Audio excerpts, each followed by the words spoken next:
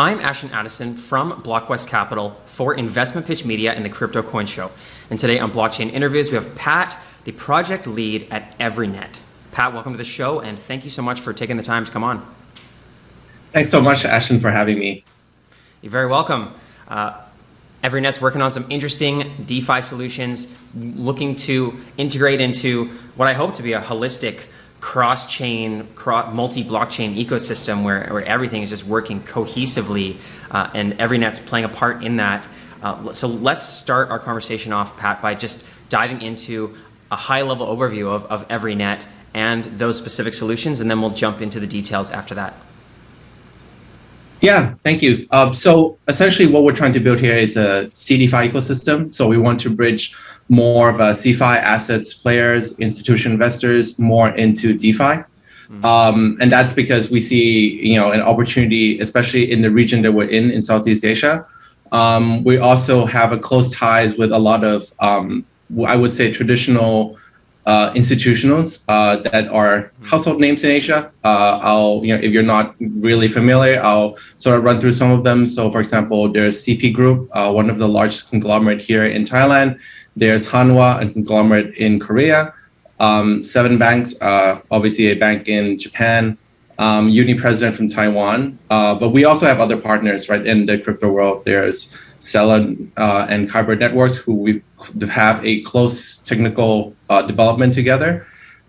So through all these connections and partnerships that we have, we see a big gap of trying to bring more institutional investors into DeFi. And, obviously an ecosystem, a CDFI ecosystem sounds very big. It sounds very big.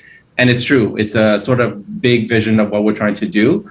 But obviously with anything, you got to start with something specific, something, to build a cornerstone off of. And as in any, financial system, you have to start with the liquidity. So that is our focus right now, is to build a DEX that can support institutional investors to bring their liquidity into DeFi. Yeah, that's really interesting. Those big players in Southeast Asia, I'm curious on, where institutions are standing between holding digital assets, using centralized finance to earn interest, and then DeFi, all have different kinds of risks and rewards. And obviously, that big money, creating the liquidity pool first is what you mentioned, is the focus. I think that's important. There are a lot of DEXs that are popping up, like Uniswap, for example, that has a lot of liquidity, and that seems to be the backbone of the foundation of the DEX. Is that what the focus is right now, or are you moving those institutions to bring more liquidity, to just bring pools up so then you can start a DEX on top of that? How does that work? Yeah. Well, I think even when we're talking about institutional investors, right, there really is two types, right? There's the traditional institutions that invest into the CeFi assets currently. There's also ones who are more active in DeFi. So obviously their needs is quite different. So one is on the more traditional, someone who are not familiar with DeFi or even cryptocurrency in general. It needs to have a better, basically, UI UX that fits with their needs, and also even in terms of unclear regulation that is preventing some of them to actually jump in. At the same time, there are those who are already involved in cryptocurrency or invested in the space heavily. And from our discussions on what we talked about, we see that these players are active more in the centralized exchange rather than in DEXs as much.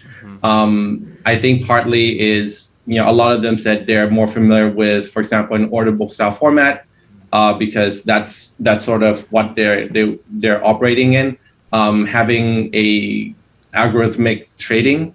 So that's sort of something that we take to heart, and we're trying to build essentially a DEX that can support institutional trading, beginning the one or more into the cryptocurrency, but at the same time building other infrastructure, other UI UX, other on and off ramp to bring more traditional institutional investors into DeFi as well. Interesting. So with the Evrynet DEX that you're building, there are, as I mentioned, there's a lot of DEXs, right? And obviously liquidity and having a high amount of value locked into the DEX is important.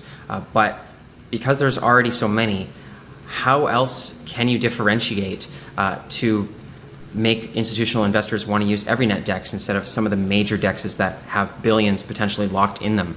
Is it those things that you just mentioned about just the order book and making it look like it's a centralized exchange and not actually DeFi? Is that the secret, or are there other potential competitive advantages to entering into the DEX market?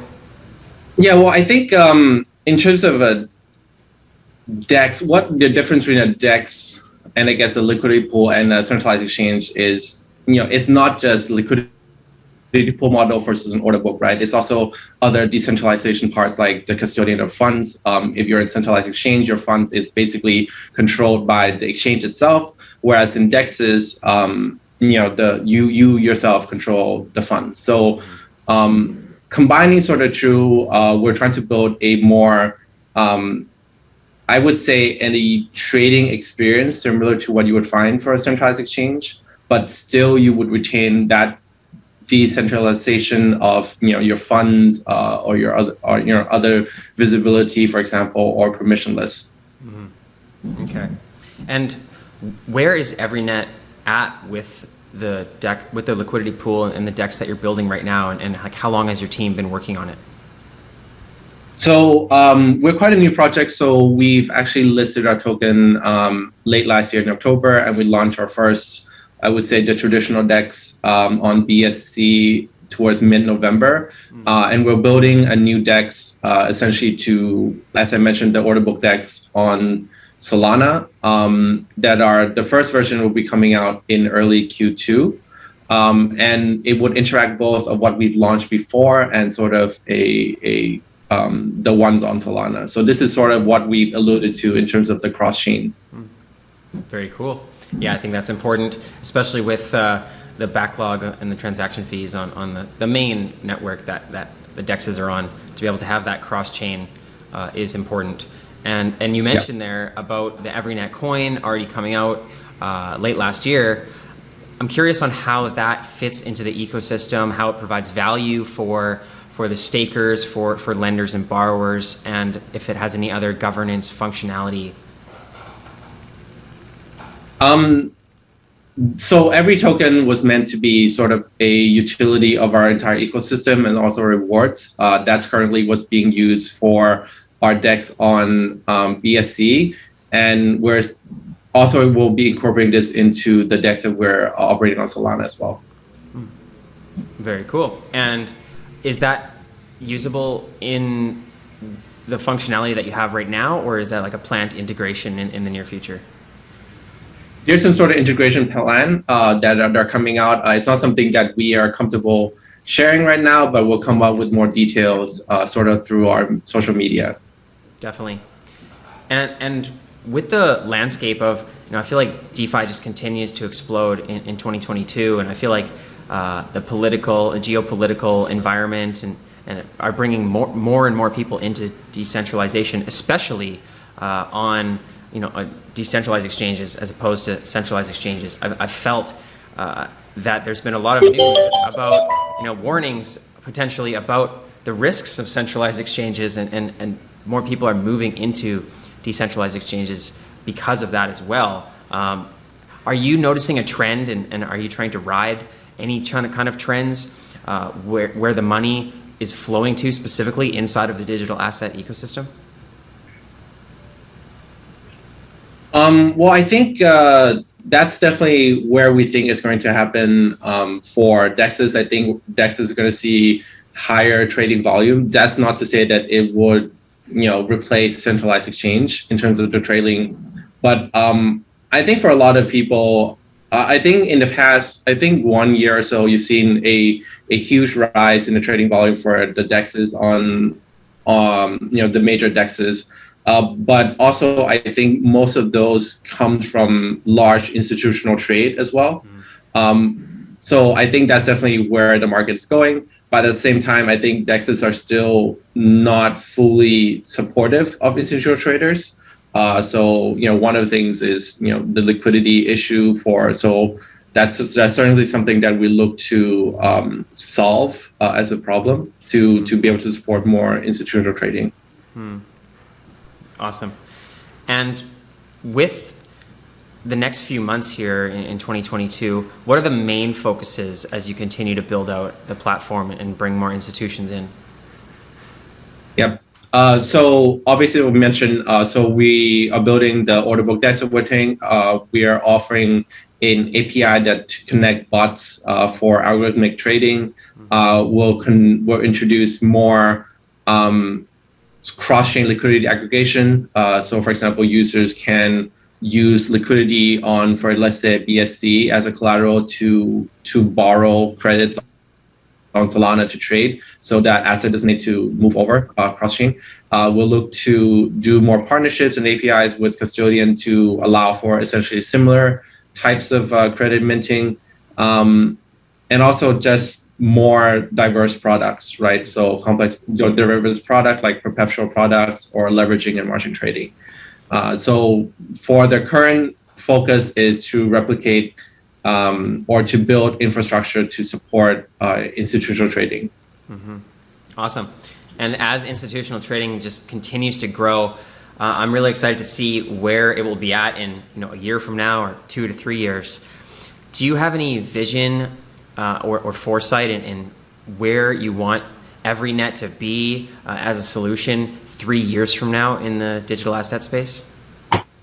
Yeah, certainly. So obviously, as I mentioned, the DEX's liquidity building is our first sort of focus. But once we've started build this part, we'll use this as we can use this as a launch pad to actually introduce, connecting more CeFi assets into DeFi world. We can also look in terms of the past that we've looked at in terms of the problems of financial inclusion. Allowing for this liquidity to channel into things like peer-to-peer lending or even project finance in the region or in other parts of the world. So I think there's a lot of room for growth essentially, and it's very limitless in terms of the possibility. And 3 years is a very long time, right, in crypto world. So we're taking a step at a time. We're focusing on building this part, and then. Well, I guess we'll assess, after a year to see where we are and where the biggest opportunities are. But certainly, these are the areas that we're looking at as a big opportunity. Awesome. Yeah, it is a long time, and it's almost impossible to be 100% correct with that much time ahead. But I'm always curious on, the vision and where it's going to be and where you project it, and then of course you reevaluate as we continue to grow on. And as Evrynet continues to grow, what are some of the main focuses in expansion? Are you just looking for more institutions to bring their capital there, or for other team members, developers, other retail traders and crypto traders to join in with Evrynet as well? Yeah, so I think I talk a lot about institutional traders, bringing them into DeFi, but a lot of the things that we're building as a platform also can benefit retail traders, and that's certainly something that we're not neglecting. So we do plan to have things like referral programs to bring more retail traders in. That would be that would incentivize people to come in more as a group that could share and have some sort of trading fee sharing, and also in terms of. We're talking a lot about education on cryptocurrency trading, right? That's not solely on institutional traders, but also on retail traders as well, right? So a lot of people are, they want to get in, but they don't know exactly how to trade or what to look for. So obviously there are people who know.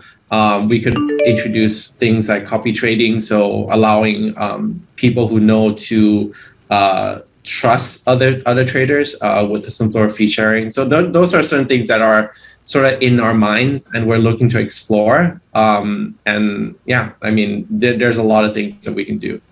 Definitely, and that's great to know about the retail trader and just your everyday crypto traders as well. It's not just for the big boys.